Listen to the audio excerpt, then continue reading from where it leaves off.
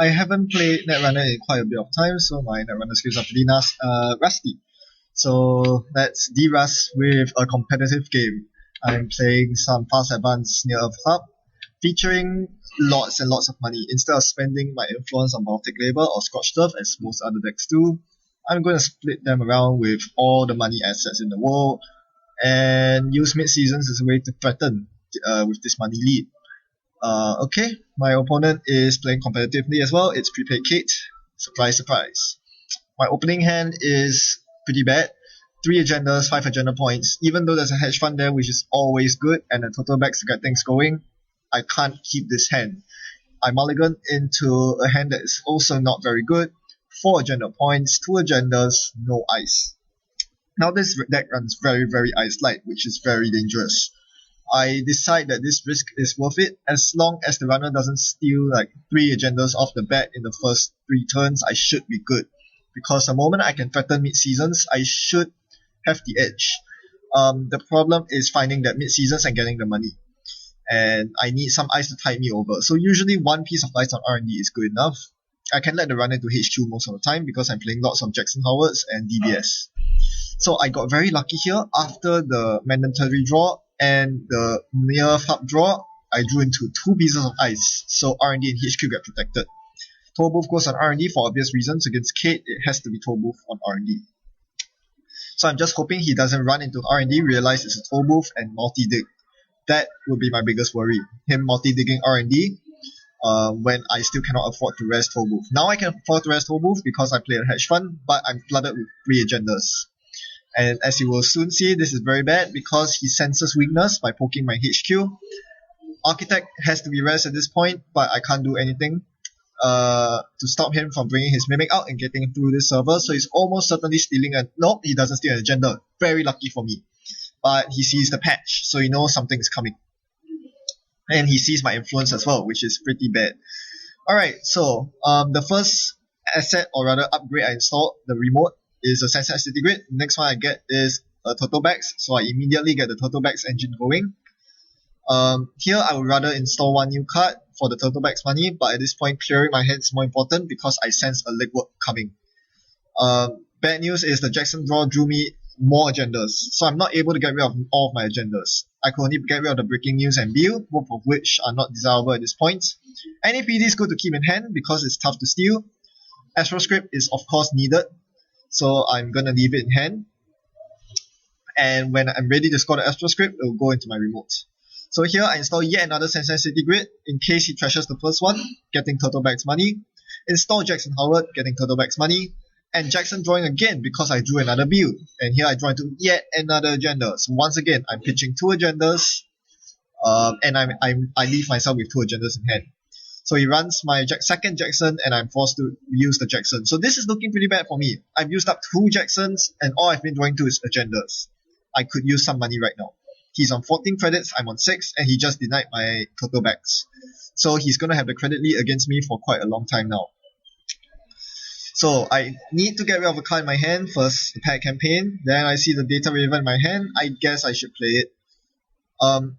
Here I'm deciding whether to play on R&D or the remote, because I know I can't really rest Tollbooth at this point. I decide to go for the remote.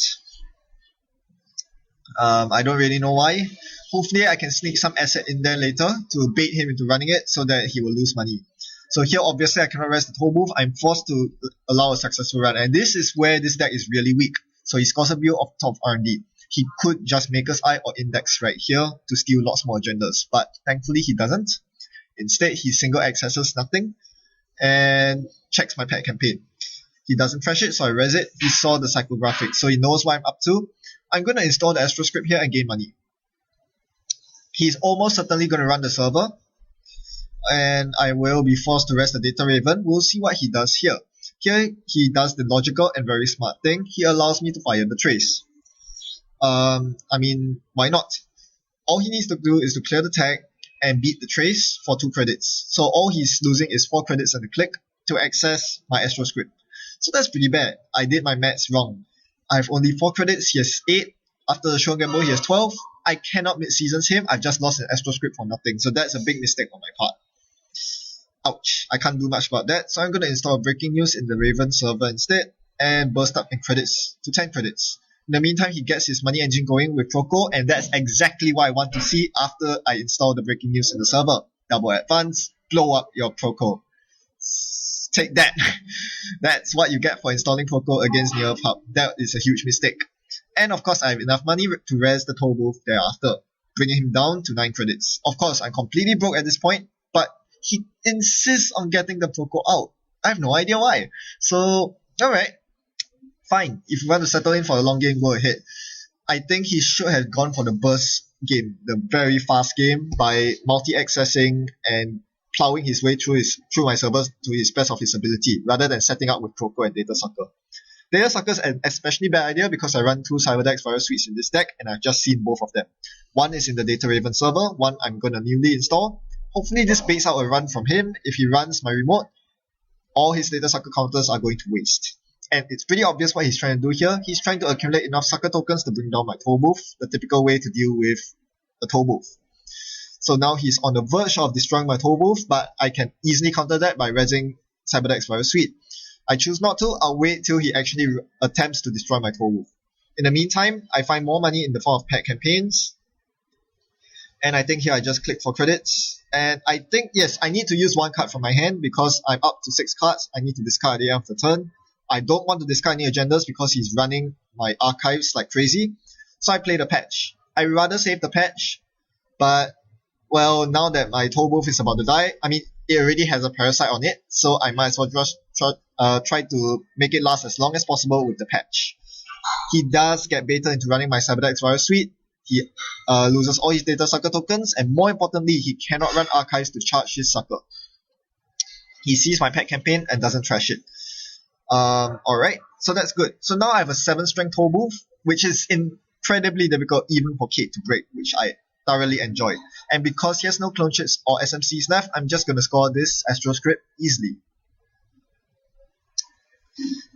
He legworks me. Very timely legwork. Couldn't have come at a better time. If he finds both NAPDs, I lose outright, but he only sees 1, bringing him up to match point.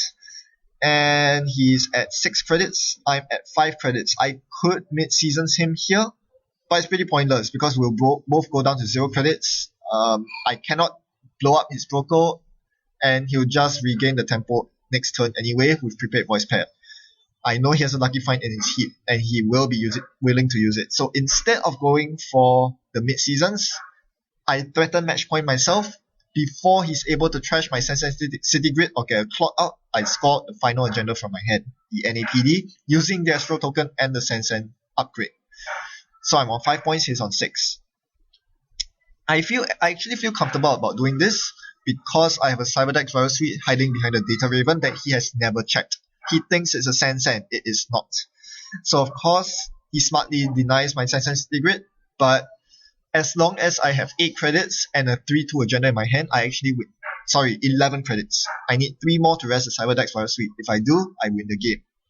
And my pet campaigns are making me lots of money, so I'm just going to make more money right here with Mental Health Clinic.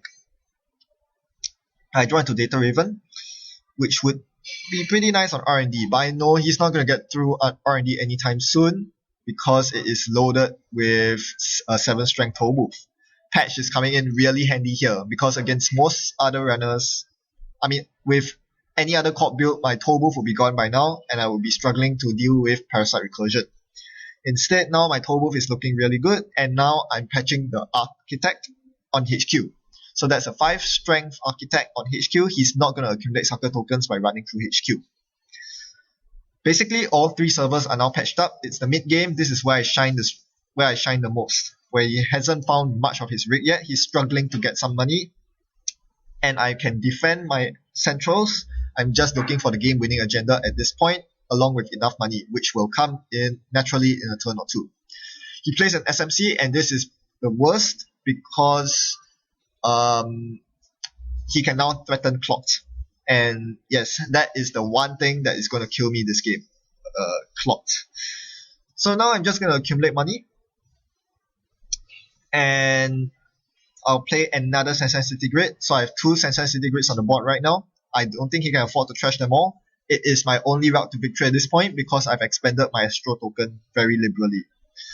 Also, because he's on match point, the mid-season psychographics are all turned off. They are all dead cards right now, which is very sad.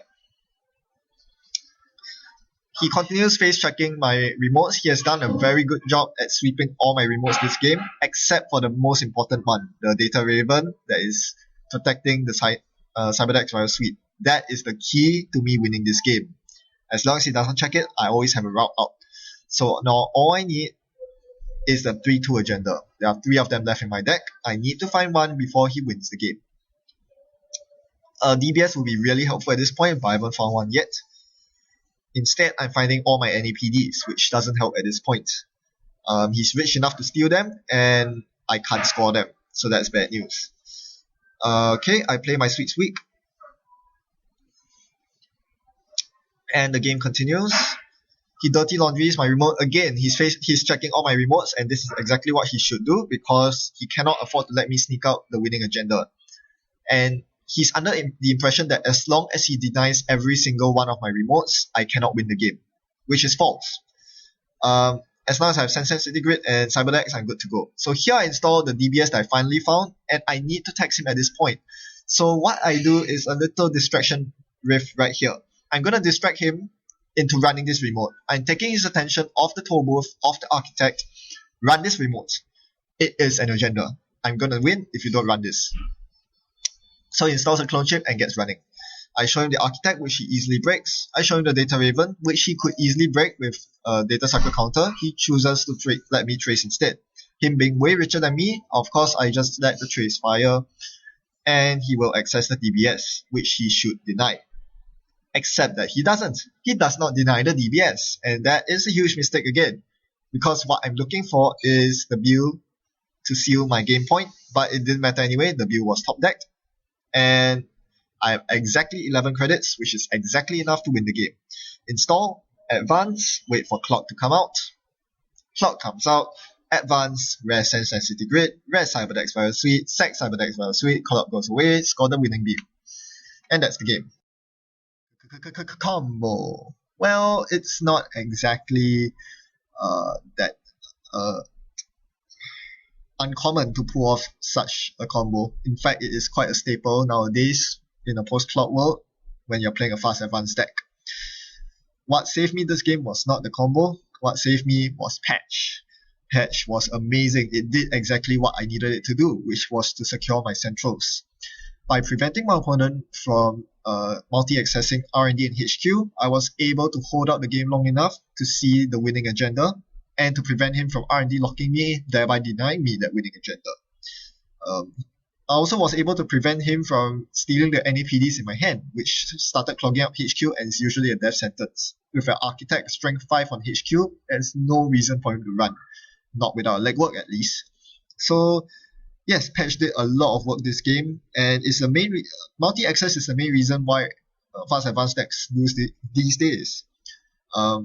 Patch might cost 2 influence, which is very expensive, and it's not an ice in itself, but by buffing other pieces of ice, you can diffuse the multi-access threat, and that could actually prolong the game enough for you to win, as it did this game, as demonstrated very perfectly.